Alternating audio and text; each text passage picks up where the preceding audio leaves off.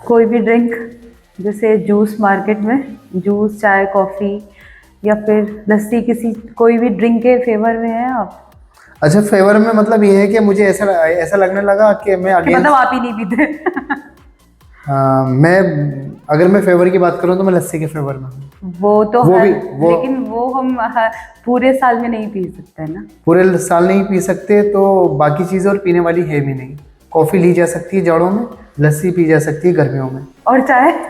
चाय के फेवर में मैं नहीं हूँ। चाय जो है इंडाइजेशन के लिए कॉज है, इंडाइजेशन के लिए कॉज है। अब जिसको लगता है हम तो चाय पीते हैं हमारा डाइजेशन अच्छा है, नहीं।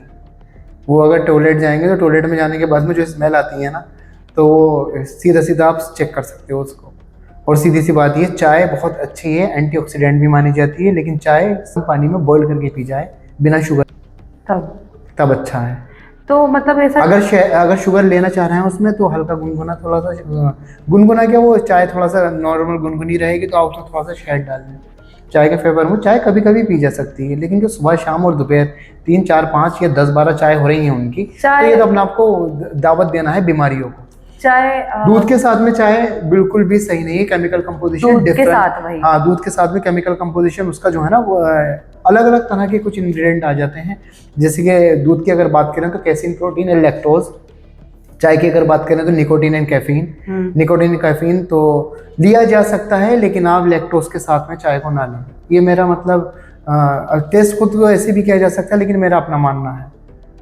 और जिसकी बॉडी चाय के लिए अडेप्ट हो चुकी है, जैसे मैं अडेप्टेशन की बात आपके लास्ट वीडियो में भी मैंने करी थी, तो जिसकी बॉडी चाय के लिए अडेप्ट हो चुकी है तो उसको ट्रिगर होता है, उसको चाहिए टाइम पर चाय चाहिए। चाहिए। अगर उसको टाइम पर चाय नहीं मिलेगी तो उसके सर में दर्द होने लगेगा, जस्ट लाइक नशा। ये नशा है, निकोटीन। चाय और चरस, इस तरह से अगर बात करें तो अगर वो ट्रिगर होगा, ट्रिगर उसको चाय चाहिए। लस्सी के फेवर में हाँ, लस्सी को पिया जा सकता है, लेकिन मैं समझता हूँ पंजाब में तो लस्सी फ्रिक्वेंटली पी जाती है, लेकिन वो लोग इस चीज़ का अडेप्टेशन। ध्यान नहीं रखते। एडेप्टेशन नहीं है, वो प्रोबायोटिक है, perfect probiotic. Okay. Perfect probiotic है लस्सी, मतलब दही।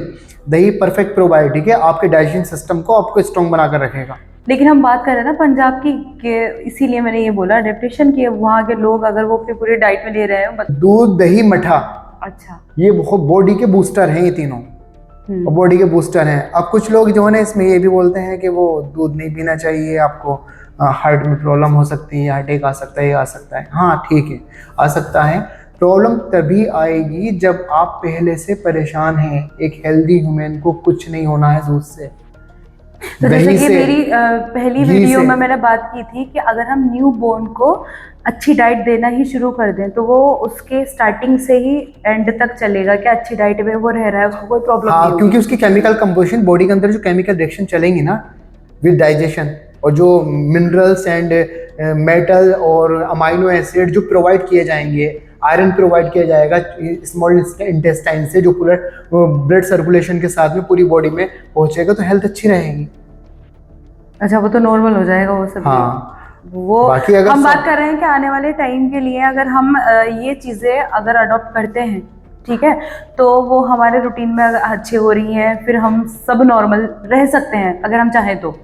हाँ, बहुत आराम से नॉर्मल रह सकते हैं, बीमारियों से दूर रह सकते हैं, दवाइयों से दूर रह सकते हैं, और हॉस्पिटल से दूर रह सकते हैं। हॉस्पिटल का ओरिजिन या हॉस्पिटल मेडिसिन का बनना और नई नई फार्मास्यूटिकल कंपनी का बनना डिपेंड करता है पॉपुलेशन पर, और पॉपुलेशन में बीमारी पर। जितनी ज़्यादा बीमारी होगी इतनी ज़्यादा डिमांड बढ़ेगी, और डिमांड बढ़ने के साथ साथ ये चीज़ें ग्रोथ करेंगी। और ग्रोथ करने के साथ साथ ये है, वो भी सर्विस ही कर रहा है, लोगों की हेल्प ही कर रहा है। लोगों ने अपना रूटीन खराब करने के बाद में अपने आप को बीमार करा है, वो तो हेल्प कर रहे हैं उनकी।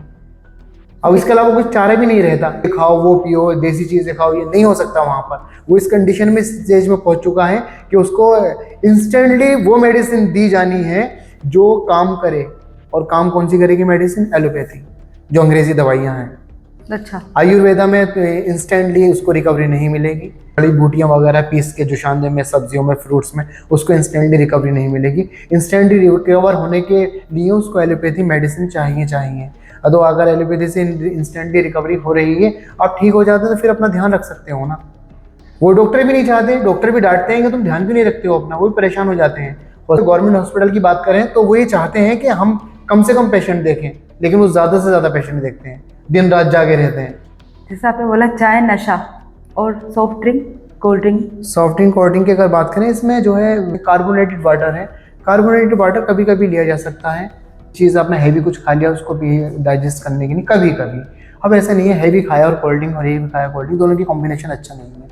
आपकी इसके बोन्स पर इफेक्ट पड़ेगा, मतलब बोन्स का इफेक्ट पड़ने का मतलब ये कैल्शियम को इम्पैक्ट करेगा। कैल्शियम के एब्जॉर्प्शन को रिड्यूस करता है, जिससे बोन्स कमज़ोर हो जाएंगे। डाइजेशन पर भी इम्पैक्ट पड़ेगा इसका। कार्बोनेटेड वाटर का, इसमें शुगर एक्सेस में होती है, क्योंकि कार्बोनेटेड वाटर जो है ना टेस्टलेस होता है, और कहा जाए तो फीका या कड़वा सा कह सकते हैं। जैसे कि ये सोडा बोतल आती है, सोडा बोतल को आप कभी चेक करके देखें, या फिर विदाउट शुगर फ्री आती है, तो शुगर फ्री उसमें किसी तरह का कोई भी टेस्ट नहीं होता, और टेस्ट नहीं होता तो वो लोग पी नहीं पाएंगे, इसलिए उसमें शुगर एडिट की जाती है, और शुगर वो काफ़ी एक्सेस में होती है। इतनी शुगर जो है लेने के बाद में लोग कुछ करते नहीं, खाया पिया सो गए, फिर नुकसान ही होगा। वो किसी ना किसी चीज़ में कन्वर्ट हो जाती हैं चीज़ें। अब आपको ये कहेगा भी मैं हर किसी वीडियो में डाइजेशन की हर तरह की बात कर रहा हूँ, और बाकी अलग अलग तरह की बीमारियाँ होती हैं, हाँ ठीक है, लेकिन हर किसी को अलग स्पेस पर प्रॉब्लम आएगी डाइजेशन में। तो कहीं पर अगर एब्जॉर्प्शन में प्रॉब्लम आती है हेयर से रिलेटेड, तो हेयर फॉल या फिर किसी तरह के बालों की ग्रेइंग होना ये स्टार्ट हो जाएगा। आंखों से रिलेटेड पार्ट में कहीं पर प्रॉब्लम आती है एब्जॉर्प्शन में, जो आंखों को चाहिए वो उसको नहीं मिल रहा, आंखें कमज़ोर हो जाएंगी। जो स्किन को चाहिए वो स्किन को नहीं मिल रहा, स्किन डल हो जाएगी। जो हार्ट को चाहिए वो हार्ट को नहीं मिल रहा, जैसे ब्लड में कहते हैं कोलेस्ट्रॉल बढ़ गया, और कोलेस्ट्रॉल बढ़ने से वहाँ पर वेंस वगैरह ये ब्लॉकेज हो गई, तो इसलिए। Thank you.